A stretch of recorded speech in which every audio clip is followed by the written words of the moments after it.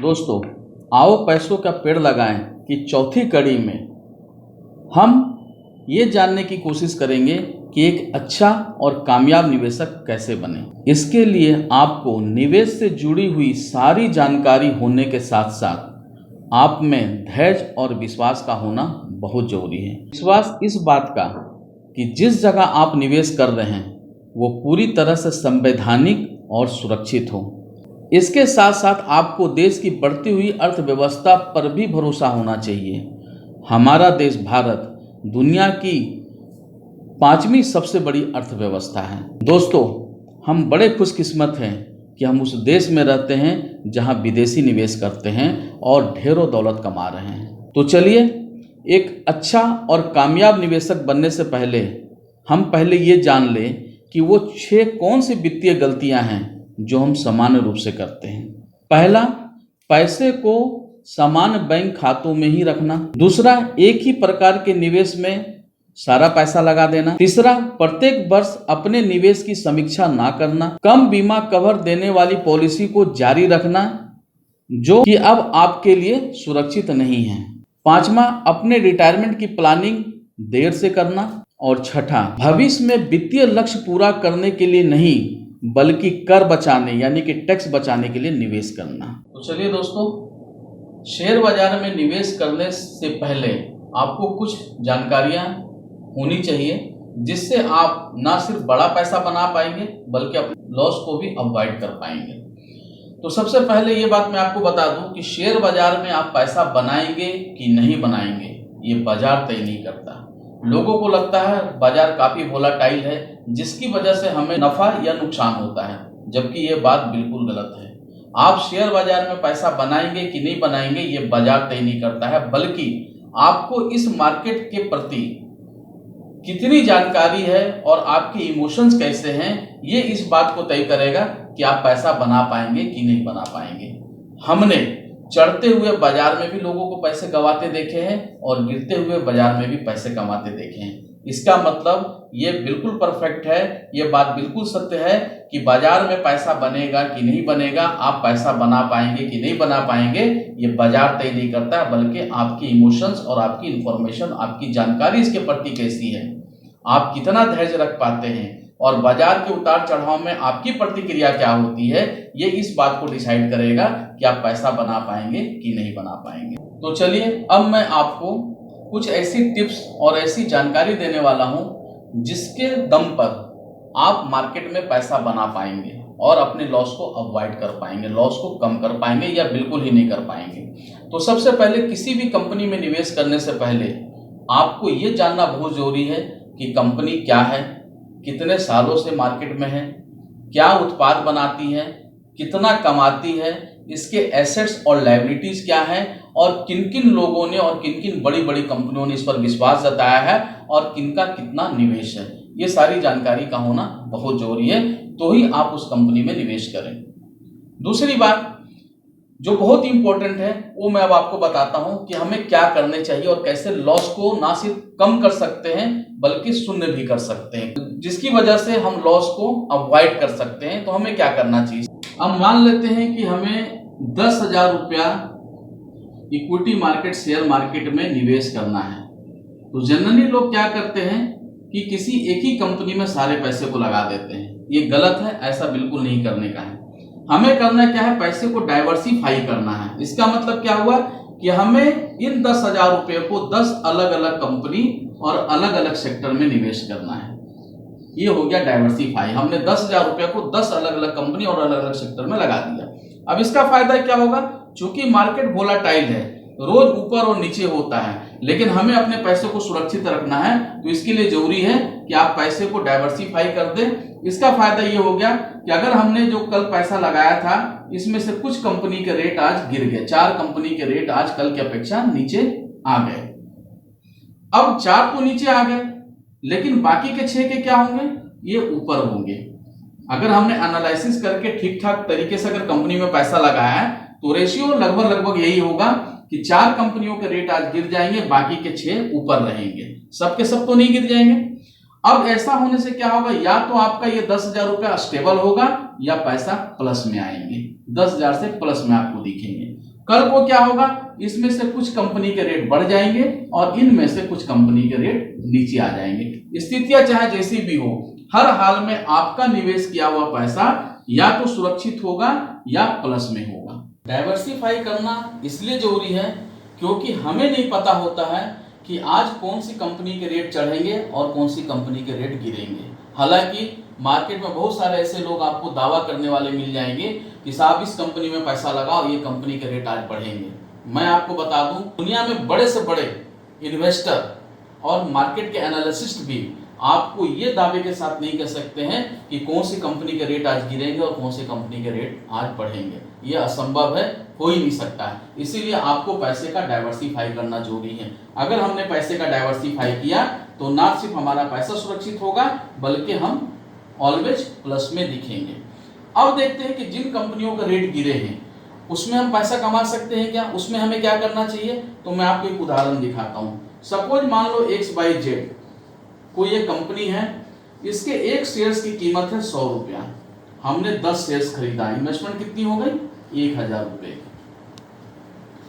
आने वाले समय में ये शेयर्स के रेट गिर गए। कैसे आप अपने इमोशन पर कंट्रोल रखेंगे और कैसे समझदारी से और धैर्य के साथ आप निवेश करके पैसा बनाएंगे, ये चीजें आपको यहाँ पर दिखेगी। हमने किसी कंपनी के शेयर्स को खरीदा जिसकी कीमत मान लेते हैं 100 रुपया है। हमने 10 शेयर्स खरीदे थे, इन्वेस्टमेंट 1,000 रुपए की हो गई।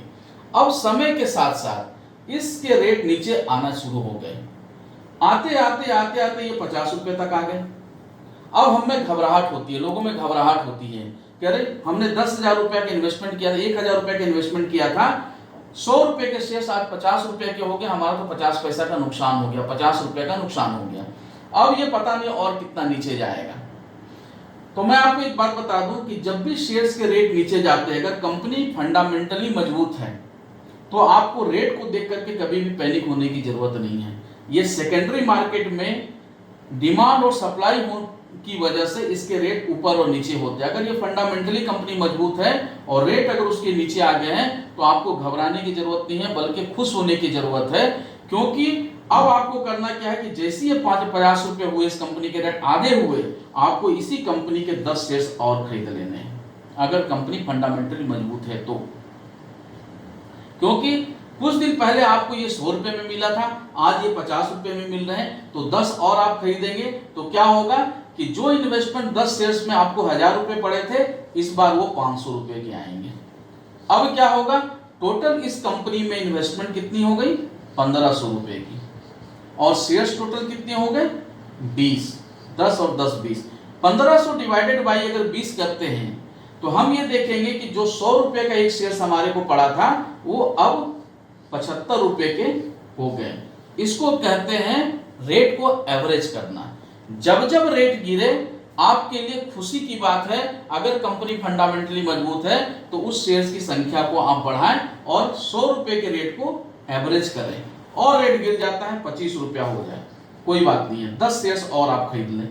अब इतने ही शेयर्स, 10 शेयर्स अब कितने में आएंगे, पहले आए 1,000 रुपए में, फिर आए 500 रुपए में, इस बार आएंगे 250 रुपए में। 10 शेयर्स आपने खरीद लिया। अब टोटल इन्वेस्टमेंट कितनी हो गई इसमें टोटल इन्वेस्टमेंट हो गई 1750 रुपए, और शेयर्स अब आपके पास कितने हो गए, अब ये शेयर्स हो गए 30। अब 1750 डिवाइडेड बाय 30 कर दो, तो अब एक शेयर्स की कीमत हो गई 58 रुपया। इस तरह से हमने 100 रुपए के शेयर्स को जब जब रेट गिरा तो यूनिट्स बढ़ाए, और यूनिट्स बढ़ा करके हमने क्या किया, रेट को एवरेज किया। अब क्या होता है, जब भी शेयर्स के रेट गिरे तो हमें इसमें से निकलना नहीं चाहिए बल्कि एंट्री करनी चाहिए और शेयर्स परचेज करने चाहिए। और जब शेयर्स के रेट ऊपर जाए तो कभी भी शेयर्स न खरीद करके बल्कि प्रॉफिट को बुक करना चाहिए या छोड़ देना चाहिए। शेयर्स का रेट्स कब बढ़ेंगे और कब गिरेंगे ये तो हमारे हाथ में नहीं होता है, लेकिन बढ़ते हुए क्रम में हमें क्या करना चाहिए और गिरते हुए क्रम में हमें क्या एक्टिविटीज करनी चाहिए, ये अगर हम सीख समझ ले तो ना सिर्फ लॉस को अवॉइड कर सकते हैं बल्कि आने वाले समय में बहुत बड़ा पैसा भी बना सकते हैं। इस तरह की कई टिप्स है जो हम आजमा करके या करके हम बहुत बड़ा पैसा बना सकते हैं। दोस्तों, आओ पैसों का पेड़ लगाएं के 4 एपिसोड में मैंने विस्तार पूर्वक और पूरे तथ्यों के साथ ये बताया है कि कैसे एक समान आय वाला व्यक्ति भी शेयर बाजार की बेसिक जानकारी रखकर इसे सीख समझकर लंबी अवधि में अपने इमोशन को कंट्रोल करके बहुत बड़ा पैसा बना सकता है, बल्कि वाकई में अपने घर आंगन में पैसों का पेड़ लगा सकता है। दोस्तों, आज हमारे देश में शेयर बाजार को लेकर आम लोगों में काफ़ी भ्रम है। लोगों के पास जानकारी नहीं होने की वजह से लोग इसके फ़ायदों से अनजान हैं। मैं तकरीबन पिछले 5 सालों से अपने मीटिंग्स और सेमिनार के माध्यम से मैंने हज़ारों लोगों को इस बाज़ार के प्रति अवेयर और एजुकेट किया है। दोस्तों, अभी भी एक बहुत बड़ी आबादी को इसे समझाने और बताने की ज़रूरत है, यानी कि इनको एजुकेट और अवेयर करने की ज़रूरत है। हमारे देश की पूरी आबादी के सिर्फ 3% लोग ही शेयर बाज़ार में इन्वॉल्व हैं और इस प्रोफेशन में अपार संभावना है और इसमें कोई कंपटीशन भी नहीं है। तो चलिए आपको एक कहानी के माध्यम से इसकी अपॉर्चुनिटी बताने की कोशिश करता हूँ। दोस्तों, कहानी कुछ इस प्रकार है कि दूर किसी सुदूर इलाके में जूते चप्पल बनाने की फैक्ट्री लगनी थी, लेकिन फैक्ट्री लगाने से पहले ये जान लेना भी आवश्यक था कि इस सुदूर इलाके में हमारे जूते और चप्पल बिकेंगे या नहीं। ये सोचकर कंपनी ने अपने 2 सर्वेयर को ये पता लगाने के लिए भेजा और 1 हफ्ते में अपनी रिपोर्ट सौंपने को कहा। 1 हफ्ते के बाद पहला सर्वेयर आया और उसने मैनेजमेंट को ये जानकारी दी कि यहाँ पर इस जगह फैक्ट्री लगाना अक्लमंदी नहीं होगी, क्योंकि यहाँ लोगों ने अपने जीवन में कभी भी किसी जूते और चप्पल का इस्तेमाल नहीं किया है और ना ही इसके बारे में वो जानते हैं। अब बारी थी दूसरे सर्वेयर की। उसने भी अपनी रिपोर्ट सौंपी और उसने बड़े उत्साह के साथ ये बताया कि इस जगह फैक्ट्री लगाना वाकई में बड़े फ़ायदे की बात होगी, क्योंकि यहाँ के लोगों ने अपने जीवन में कभी भी किसी जूते और चप्पल का इस्तेमाल नहीं किया है और ना ही इसके उपयोग के बारे में जानते हैं। यदि उनको जूते और चप्पल से संबंधित जानकारी दी जाए और उसके उपयोग के बारे में इन्हें बताया जाए तो निश्चित रूप से वो इसका इस्तेमाल करेंगे। और चूँकि यहाँ पर दूसरी कोई फैक्ट्री नहीं है तो निश्चित रूप से हमारी फैक्ट्री को भारी मुनाफा भी होगा। दोस्तों, ठीक इसी तरह मैंने भी 5 साल पहले इस अपॉर्चुनिटी को देखा और पहचाना और मैं पिछले 5 सालों में मीटिंग और सेमिनार्स के माध्यम से हज़ारों लोगों को एजुकेट और अवेयर किया, जिसका फ़ायदा हमारे निवेशकों को तो मिला ही मिला, साथ ही इसने हमारे जीवन में भी ज़बरदस्त परिवर्तन लाया। इसने हमारे लाइफ स्टाइल को भी बदल कर रख दिया। दोस्तों, यदि आप भी एक बेहतर फाइनेंशियल एडवाइज़र बनकर इस अवसर का लाभ उठाना चाहते हैं और अपने जीवन में कामयाब होना चाहते हैं तो आप इस वीडियो में दिए गए व्हाट्सएप नंबर पर संपर्क करें। तो आइए हम सब मिलकर इसे जन जन तक पहुंचाएं और समाज के हर तबके को वित्तीय रूप से साक्षर और समृद्ध बनाएं। धन्यवाद।